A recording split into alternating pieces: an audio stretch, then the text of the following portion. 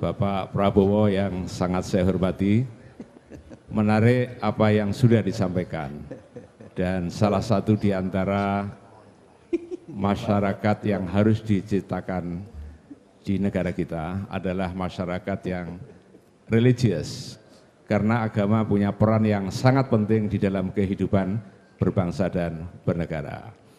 Nah, ada beberapa isu yang timbul tenggelam di kalangan masyarakat.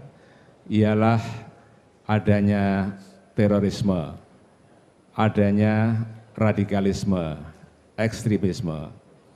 Apakah ini merupakan gejala dari Islamofobia ataukah ada root causes, sebab-sebab yang lain yang menyebabkan timbulnya gejala-gejala radikalisme, ekstremisme maupun terorisme itu. Nah, saya ingin bertanya, bagaimana pandangan Bapak Prabowo tentang gejala-gejala itu, apa sebab-sebabnya, dan bagaimana cara mengatasi supaya masyarakat Indonesia itu menjadi masyarakat yang aman, yang adil dan makmur. Yang kedua adalah persoalan internasional yang ada hubungannya dengan agama juga. Kita akhir-akhir ini masih seringkali mendengar perbincangan tentang masyarakat atau etnis Uighur di Cina yang itu menjadi perdebatan internasional. Kita masih mendengarkan kisah bagaimana orang-orang Muslim Rohingya di Myanmar. Kita masih saat ini melihat bagaimana tragedi yang terjadi di Palestina.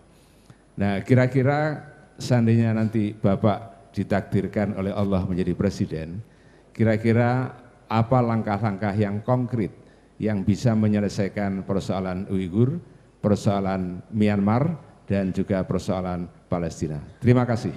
Oke, monggo langsung Pak Prabowo.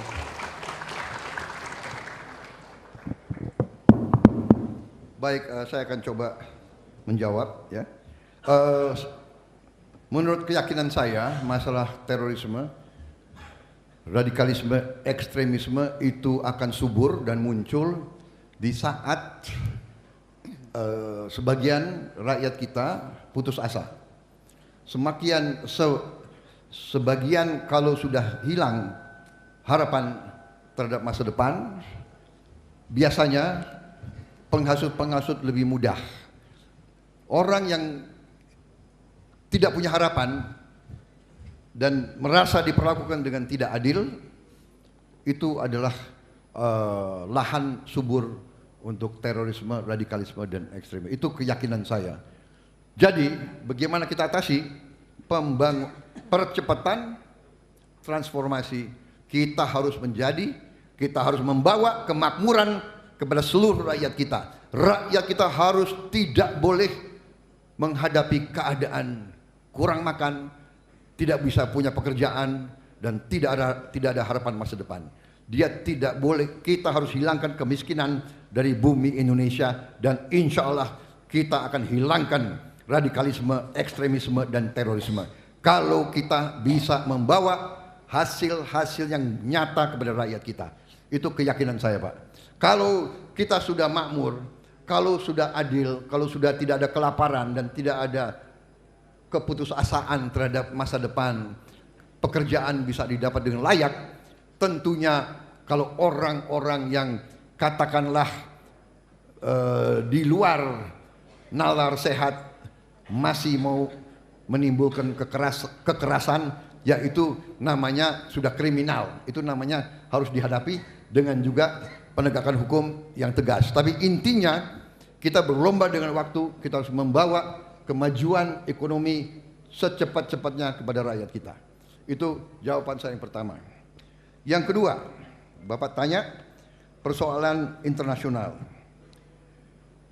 Myanmar, Uighur, dan Rohingya, dan juga maaf, kita juga lihat kondisi saudara-saudara kita di Palestina sekarang, ya kan?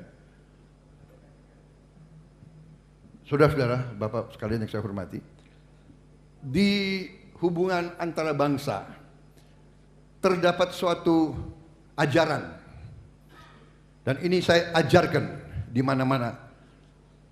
Di seluruh negara besar, di semua sekolah, di semua universitas yang belajar politik, yang belajar strategi, yang belajar pertahanan, yang belajar perang. Ya. Ajaran ini disampaikan, yaitu yang disebut dengan hukum Thukydides. Thukydides adalah seorang ahli sejarah bangsa Yunani, hidupnya adalah 2500 tahun yang lalu. Dia punya hukum itu satu kalimat saja. The strong will do what they can, and the weak suffer what they must. Yang kuat akan berbuat apa yang dia ingin berbuat. Saya ulangi, yang kuat akan berbuat apa yang ingin dia berbuat. Yang lemah harus menderita. Ini ajaran yang saya heran jarang diajarkan di Indonesia, Pak. Saya yang selalu bawa-bawa ini. Di kalangan sekolah-sekolah tentara ini saya coba sekarang hidupkan. Karena ini kunci. Sekarang, katakanlah kita mau bantu Rohingya. Apa yang bisa kita bantu, Pak? Rakyat kita sendiri kurang makan. Anak-anak kita sekitar 20% lebih kurang gizi.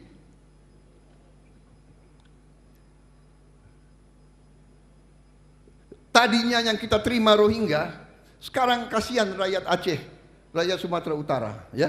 Ini saya bicara praktis, Pak. Saya praktisi, Pak. Ya. Jadi, sekarang kita mau bantu Palestina. Apa yang bisa kita bantu? Kita kirim bantuan. Kemarin kita kirim 50 ton. Saya dapat berita dari Menteri Pertahanan Mesir, saya teleponan sama beliau. Dia butuh, Gaza butuh 1000 ton sehari. 1000 ton sehari. Sekarang masalah Uighur, ya kan? Kita bisa bikin apa sama Tiongkok kalau kita mau berbuat real? Tapi secara nyata sekarang kita lakukan diplomasi, kita lakukan kontak, kita lakukan engagement, dan kita utamakan persahabatan. Dengan bersahabat kita bisa diterima dan mereka ngundang kita. Saya kira kalau Muhammadiyah mau bikin satu delegasi, saya akan bicara, pasti mereka terima suatu delegasi dari Muhammadiyah untuk datangi daerah Uighur, lihat tiap kampung, tiap kota, lihat perlakuannya bagaimana. Saya kira itu salah satu. Jadi Rohingya, ekstremisme, kemudian masalah Palestina, Indonesia intinya, Pak, harus kuat. Karena begini, Pak, kalau kita bicara kekayaan, kalau negara kaya tapi tidak kuat, negara ini akan dirampok. Dan ini sudah berjalan 300 tahun dan sampai sekarang berjalan terus di Eropa, berjalan terus di Afrika. Negara-negara Afrika sekarang mau usir orang-orang Perancis. Karena apa? Dia kasih kemerdekaan tapi dia pegang ekonominya. Afrika nggak maju-maju. Sekarang Afrika sudah mau ikut-ikut kita. Hilirisasi. Itu jawaban saya. Kita bikin Indonesia kuat. Karena kalau kita lihat unsur-unsur kekuatan nasional itu tidak satu. Kita tidak bisa bicara ekonomi saja. Salah. Para ekonom yang hanya bicara ekonomi itu keliru. Ekonomi bagian dari politik. Bagian dari sumber semua ini. Geo, demo, sumber daya alam, ekonomi, politik, militer, dan kejiwaan.